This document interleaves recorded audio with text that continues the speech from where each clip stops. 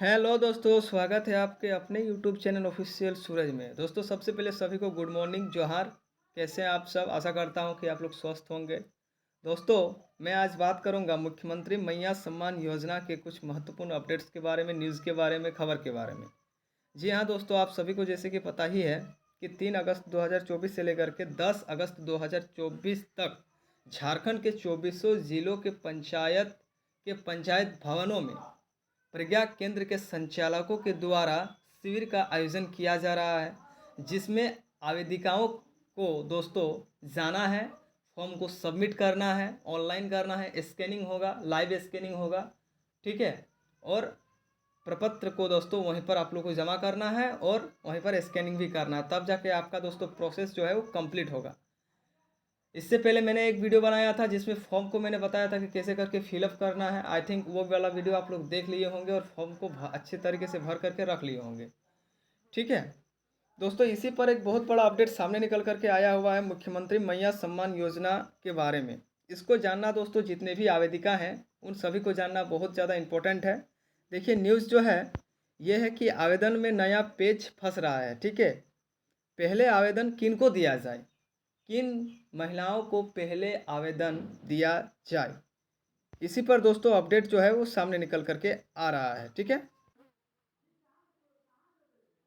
तो देखिए दोस्तों, यहाँ पर अपडेट जो है वो सामने निकल करके आया हुआ है कि झारखंड सरकार की महत्वाकांक्षी योजना झारखंड मुख्यमंत्री मैया सम्मान योजना के आवेदन फॉर्म को लेकर के नया पेज जो है वो फंस रहा है।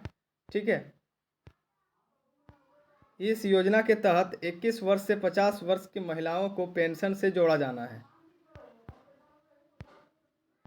इसके आवेदन को भरने के लिए 3 अगस्त से लेकर के 10 अगस्त तक सभी पंचायत भवन में शिविर का जो है वो आयोजित हो रही है। शिविर आयोजित हो रही है। शिविर में ही प्रज्ञा केंद्र के संचालकों द्वारा आवेदन को ऑनलाइन किया जाएगा।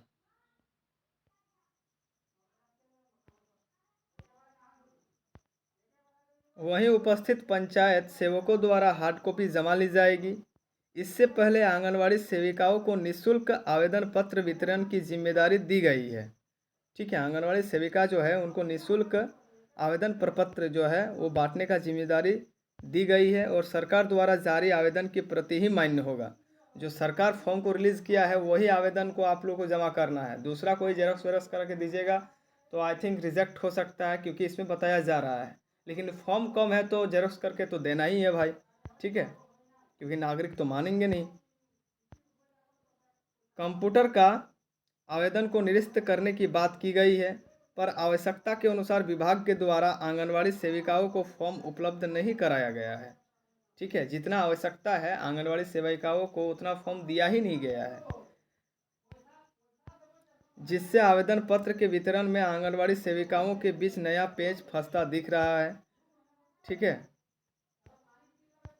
आंगनवाड़ी सेविकाओं में असमंजस की स्थिति बन गई है कि 100 आवेदन में पहले किसको दिया जाए। 100 आवेदन है और आवेदन पहले किसको दिया जाए, क्योंकि एक आंगनवाड़ी केंद्र के पोषक क्षेत्र में लाभार्थियों की संख्या जो है दोस्तों वो अधिक है। उदाहरण के तौर पर सिंघरावा ग्राम में लाभार्थियों महिलाओं की जो संख्या है वो 900 है और आवेदन पत्र जो है दोस्तों वो मात्र 200 दिया गया है। अब सेविकाएं दे तो दे किसे? ठीक है। गांव के छोटू भैया नेता लोग भी सेविकाओं को परेशान कर रहे हैं और दबाव दे रहे हैं कि मेरे लोगों को आवेदन दो। ऐसे में सेविकाएं कैसे आवेदन पत्र का वितरण करें? ठीक है। फिर यहाँ पर बताया गया है कि आवेदन प्रपत्र वितरण के बारे में भाजपा नेता सह आंगनवाड़ी सेविका सहायिका ठीक है संघ के जिला संरक्षक राजेंद्र चंद्रवंशी ने कहा कि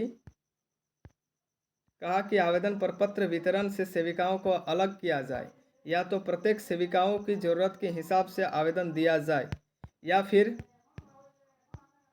फिर किसी अन्य विभाग से वितरण कराया जाए, या पहले लाभार्थियों का संरक्षण कराया जाए। ठीक है।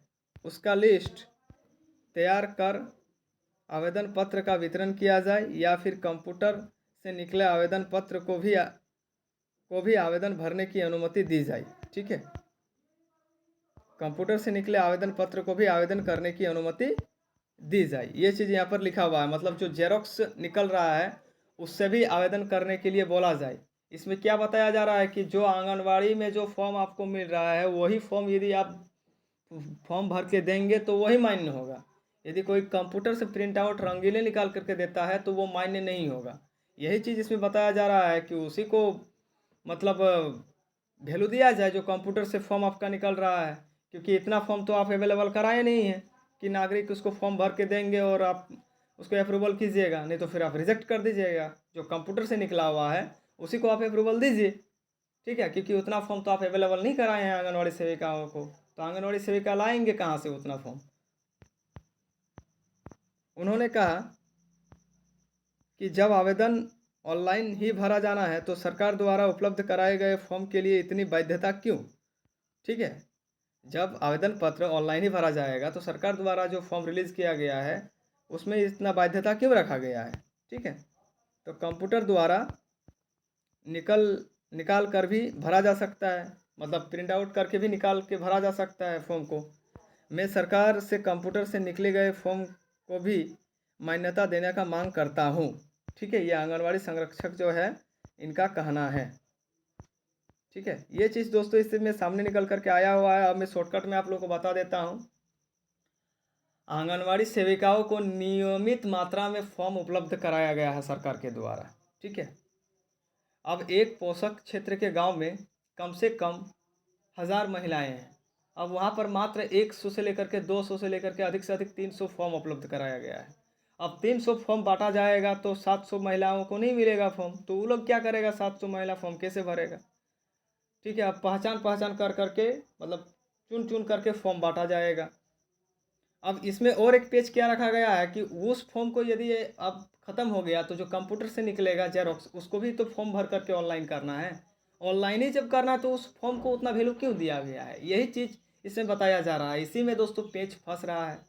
अब 3 अगस्त से लेकर के 10 अगस्त का समय दिया गया है, इसी बीच में आपको फॉर्म अभी डालना है। पहला जो इसका प्रोसेस है उसमें, उसके बाद फिर और भी आप लोगों को मौका हालांकि दिया जाएगा बाद में, है ना। तो इसी चीज़ को इसमें बताया जा रहा है, इसीलिए पेज फंस रहा है। ठीक है, क्योंकि आवेदिका जो है बहुत ज़्यादा है और फॉर्म बहुत कम है, और कंप्यूटर से निकला गया फॉर्म का ज़्यादा वैल्यू है नहीं, क्योंकि उसमें यदि कोई भरेंगे तो फिर रिजेक्ट हो जाएगा। ये चीज़ इसमें बताया जा रहा है।